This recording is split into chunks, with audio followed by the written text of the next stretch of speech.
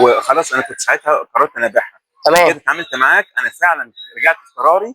مش عايز اقول لك والله بجد يا عم يوسف، بجد يعني انا يعني بعزك جدا، بس انا اتضرب بعد الله يخليك يا عم طبعا ناصر. صدقني. مش عايز اقول لك انا عملت لها عمره مرتين، من قريب مش من بعيد قبل ما اعرفها. انا بجد كانت مكفرات عشان بطلع في ماشي. الفيديوهات السلام كتير. عليكم. دي معانا عربيه يوني لوجان، تمام، مانوال. معانا طبعا صاحبها، معانا استاذ نشأت. هو كان بيشكي ان في حراره عاليه وبينقص معاه ميه وبتسخن معاه احيانا، والعربيه معاه مرات ومرات تضرب كوعه ميه، خرطوم ميه، قربة ميه، ورياتير احيانا. فهو معانا برضو هيحكي لنا ايه اللي حصل معاه قبل كده عند الميكانيك الاولاني وعمرها مرتين، وفي الاخر لما جينا فكينا لقينا في مشكله في وش السلندر. طبعا الجو طبعا ضارب خالص، ضارب غرفه 4 و3 على بعض، تمام. طبعا الجو اصلا مكسور خالص، هو نصين، ده ضرب طبعا. واحنا برضو كده كده لقينا الوش سلندر فيه بارومه، لحمناه المونيا وزودناه وجبنا جوان سلندر وقشطنا، وكان معمر مرتين. المرتين دول يعني للاسف هو اصلا ما كانش عامل جوان ووش سلندر الجرانجريد الاصلي، او الجرانجريد عامه.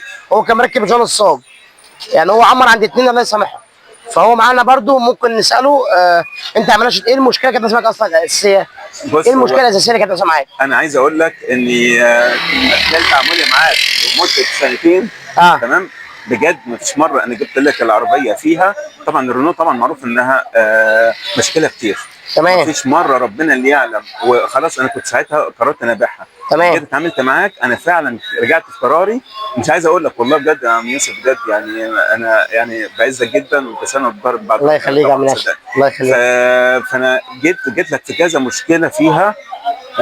مش عايز اقول لك انا عملت لها عمره مرتين، من قريب مش من بعيد قبل ما اعرفها. تمام. يعني من حوالي يعني سنتين ونص قبل ما اعرفها. تمام. انا بجد كانت مكفراني. انت طبعا كان عندك اول مشكله اصلا الاساسيه لو تفتكرها، انا فاكرها. اول ما عرفت بيك فاكرها كانت ايه؟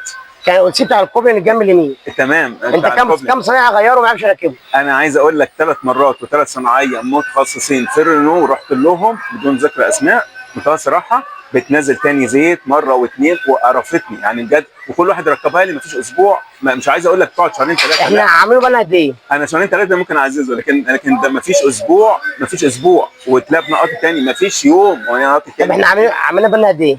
انت عاملها بالي فوق عن 9 اشهر والحمد لله زي الفل. زي الفل. وخلي بالك، ما هي بص العمليه مش تحط الحاجه في المجرى بتاعها وخلاص، لا.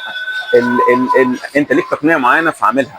يعني انا شفت لك اسطمبه عاملها ليها اسطمبه. عامل مش عايز اذكر طبعا التفاصيل.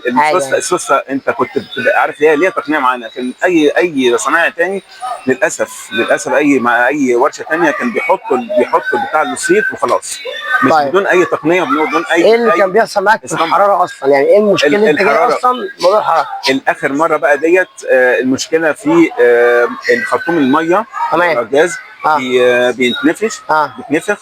بتملى هواء كل شويه، مفيش كل 10 دقائق وربع ساعه بتملى هواء. العربيه ماشيه كان منتظم معاك قبل كده؟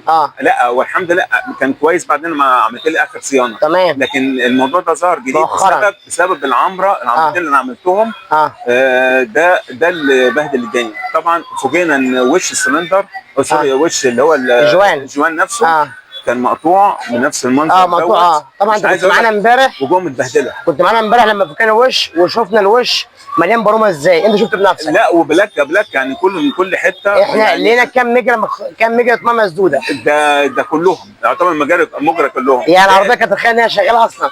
ده لا، وكمان حته المسامير اللي جوه تمام. اللي مكسوره واللي مخلوعه. اللي هو يا جماعه اللي هو التكات، صح؟ العروس التكات ديت كان في حد عامل لها مسامير عشان بتتكتك معاه، فللاسف هو كان عامل لها مسامير سن خشن، والكامات دي بيبقى سن ناعم عشان بتضخ زيت جوه عمود الكامه وعمود التكيهات.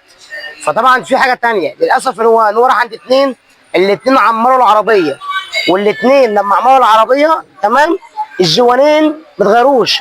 يعني في العمرتين الجوان ما اتغيرش. صح؟ يعني انت كان بيتقال لك اللي جت من العربيه. انت كان بيتقال لك اتغير. بيقول لك انا غيرت، بس الجوانين في العمرتين ما اتغيروش. يعني المشكله يا جماعه دي قله ضمير.